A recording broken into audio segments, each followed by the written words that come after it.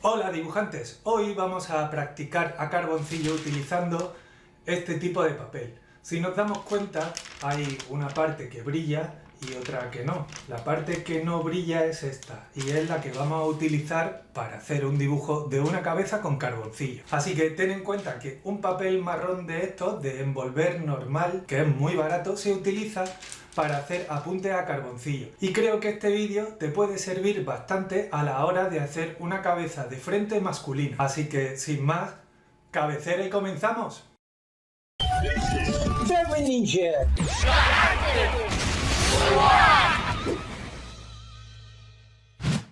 El único inconveniente del papel marrón es que es muy fino, así que si utilizamos una tabla normalmente cogerá la textura de la tabla, así que es muy recomendable utilizar un papel entre medias de nuestro papel marrón y la tabla donde vayamos a dibujar. Así evitaremos cualquier tipo de textura que no deseemos que quede marcada en nuestro papel. Cada papel lo fijé a la tabla con cinta de carrocero y ya que lo tenemos es cuestión de ponerse a dibujar, así que podemos comenzar con el carboncillo marcando la altura total del rectángulo donde insertaremos la cabeza.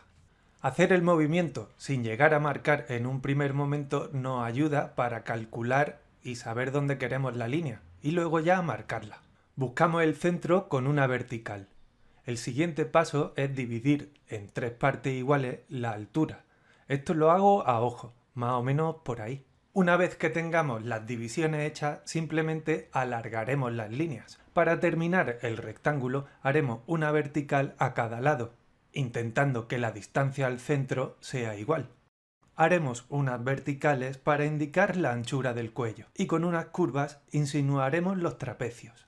Podemos trazar una línea en el tercio superior del rectángulo central y desde los laterales lanzaremos unas diagonales dejando una anchura para el mentón o la barbilla. Unas diagonales a las esquinas superiores del rectángulo inferior construirán parte de la mandíbula. Al ser los pómulos los huesos que más sobresalen en el cráneo, hago esas dos líneas bastante inclinadas. En esta parte del cráneo tenemos una hendidura que marco con una sombra. Para terminar la estructura completo la cabeza. Remarco un poco más el hundimiento que hay entre el hueso frontal del cráneo y el hueso temporal. Vuelvo a hacer la línea central que la veía un poco desplazada hacia la izquierda.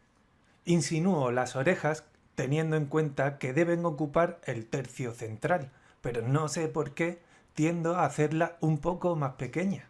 Para comenzar a situar los elementos de la cara, comienzo por la nariz, marcando un poco el tabique nasal y la sombra arrojada que produce normalmente la nariz.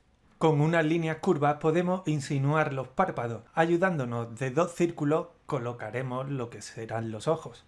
Una regla de proporción ideal en el retrato es que la largura de un ojo sirve para averiguar la distancia entre los dos ojos. Otra regla es que normalmente el lagrimal del ojo no indica los laterales de la nariz, por lo cual la anchura de esta.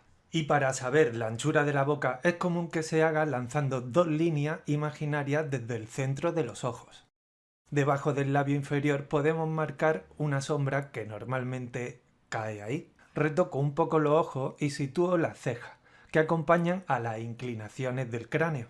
Oscurecer el cuello nos servirá para crear un poco de volumen y que la cabeza venga un poco más hacia adelante. Al hacer cuello es normal meter el músculo esternocleidomastoideo. Unas líneas en forma de V nos pueden valer. Al oscurecer las mejillas seguimos ganando un poco de profundidad en nuestro dibujo. E insisto un poco más en la sombra de la barbilla. Para dar más forma al ojo hago la parte de abajo, trazando suavemente con el carboncillo plano y después inclinándolo para poder hacer más presión y marcar la línea que ves más oscura. Y ya es cuestión de ir tocando por las zonas que queremos seguir definiendo un poco más.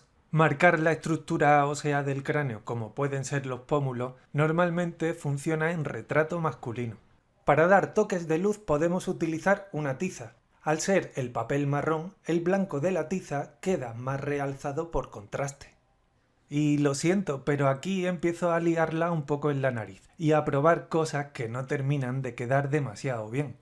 Pero bueno, cuando nos inventamos un rostro, Normalmente hay luces que se colocan estratégicamente en partes de la cara, por ejemplo en la zona lateral del cráneo, en los pómulos, brillo en los ojos, que tiene que ser lo último y ya me estoy yo adelantando, en la punta de la nariz, en la parte superior por ejemplo de la oreja, en el labio inferior y en la barbilla. Estos son trucos para tener en cuenta cuando no dibujamos del natural.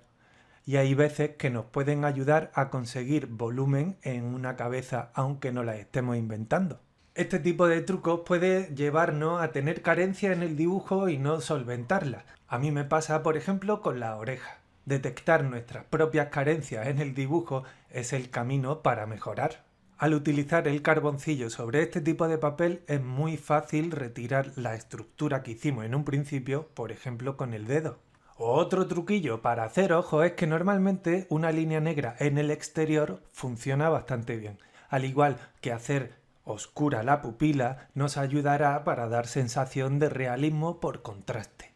Al situar los brillos en los ojos, lo haremos en la misma parte del ojo. Si uno está en la parte derecha, el otro brillo también debería estar en la parte derecha del ojo, porque normalmente funcionan así. Al igual que oscurecer un poco la zona de las pestañas para resaltarla un poco más. Saber hacer pelo es otra de las batallas del dibujante. En este caso utilizo trazos anchos y curvos para insinuar el pelo.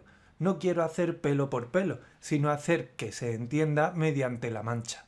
Sugiriendo pero no describiendo. Y hago unos trazos más oscuros sirviéndome del lápiz con té. Después vuelvo con el carboncillo y hago más presión que la que hice en un principio, haciendo trazos curvos que parezcan rizos. Y voy dando los toques finales. Y para crear un contraste que realce nuestro dibujo se puede trazar con una tiza blanca el contorno. Este recurso del borde blanco lo vi por primera vez en las pinturas de Egon Schiele, que lo utilizaba, como ves, como recurso expresivo. Y desde la primera vez que lo vi me fascinó y por eso te lo enseño. Formas de dibujar hay muchas y te he enseñado algunos trucos para poder hacer más o menos cabezas inventadas y que queden más o menos resultonas. Espero que puedas aplicar todos estos trucos que te he ido explicando y que te sea más sencillo el hecho de hacer cabezas. Toda esta serie de trucos son convenciones a la hora de dibujar una cabeza de frente, teniendo en cuenta unas proporciones ideales. Lo mejor es analizar del natural, observando si estos trucos se corresponden con la real life. En función de las condiciones lumínicas podremos observar a algunos de estos.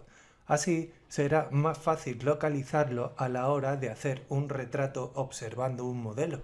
Si te ha servido este vídeo, házmelo saber dejándome un comentario que los leo todos. Y sin más, hasta el próximo vídeo, Drawing Ninjas.